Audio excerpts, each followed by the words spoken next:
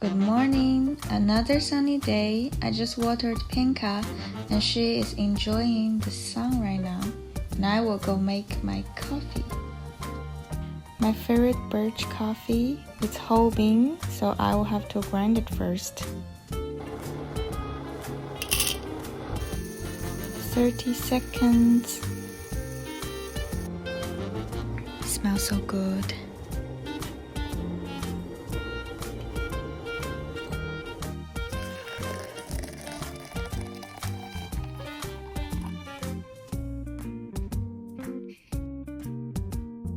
It's definitely not a simple process, but it also feels like meditation for me. So every now and then I like to grind my own coffee at home.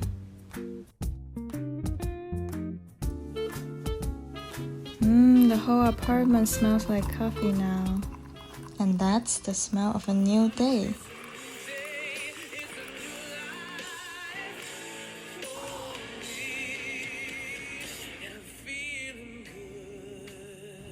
Surprise!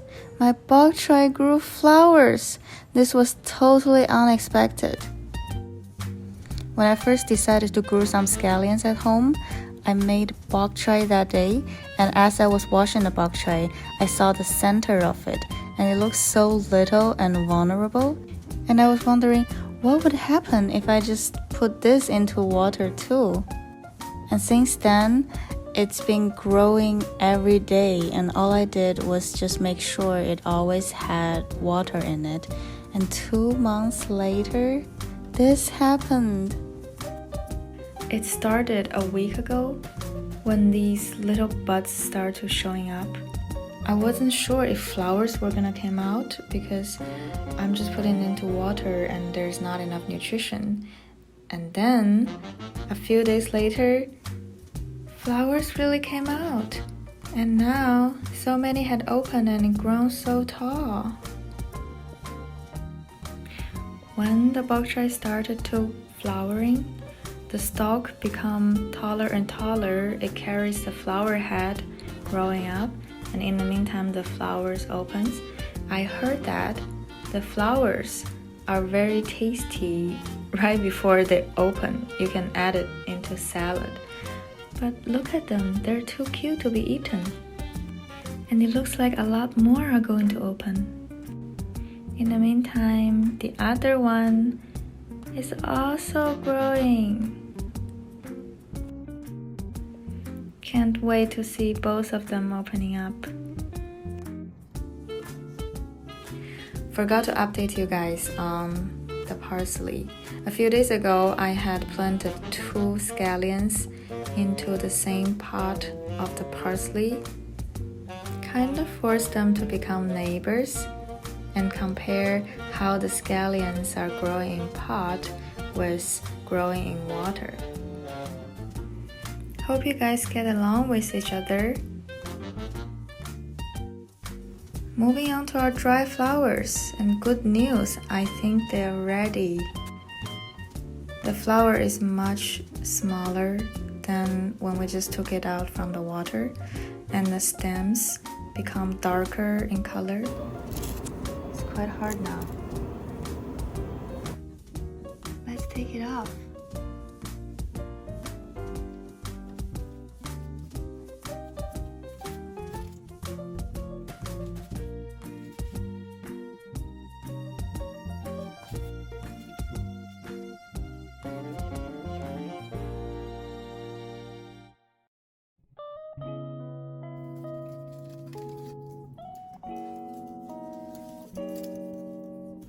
Done. Wow, this afternoon sunlight is so great. Look at the flowers, they still have the shape and color, and they will last forever. Some nice corners of the apartment. That's the shadow of the window flower. Here is another dry flower that I made last year. It's made from a very beautiful pink rose. It looks like a strawberry milk candy. The rose was so big that even when it's completely dried out, it's still bigger than a lot of the fresh roses. Here's another one. It's made from very large, beautiful yellow roses. And the smaller one is made from a red and white small roses, but it somehow becomes purple when it's dry. You can see the petals of the yellow roses are more opened. That's because I took it out from water a little later.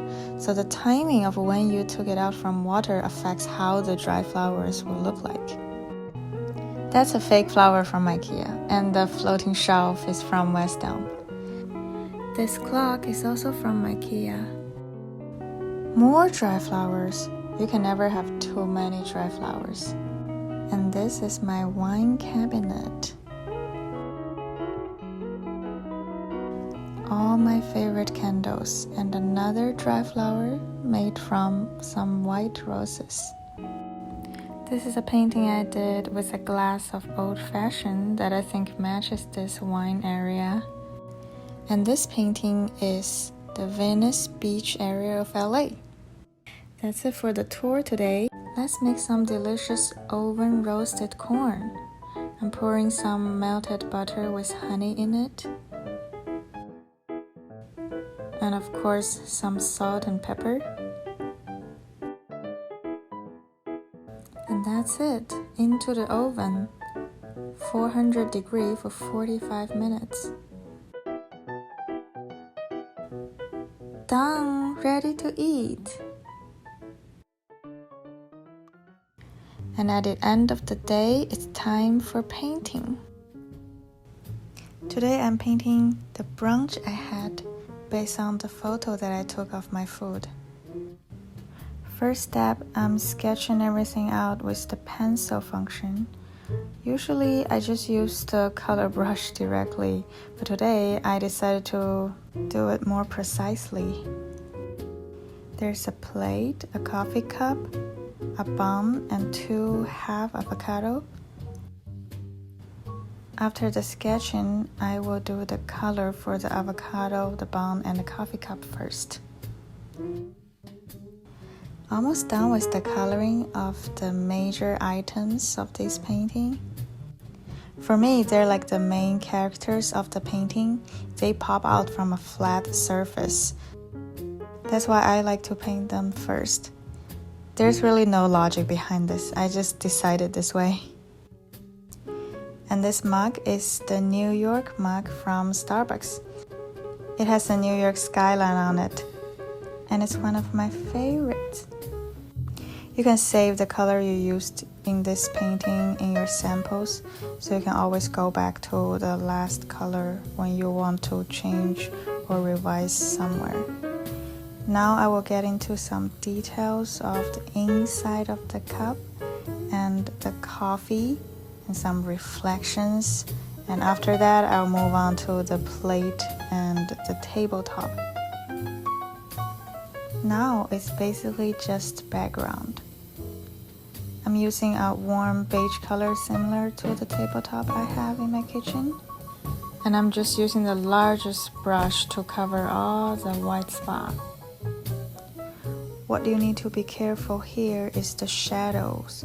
You want to make sure that everything looks natural and your shadow is casting in the right direction of where the light is coming from. Almost done! Some final touches to fill in the blanks and see if anywhere looks unreasonable. Compare it to the reference photo and see if it looks like the way you want it to be. Finally, writing New York on it. This could be a good place to sign my name.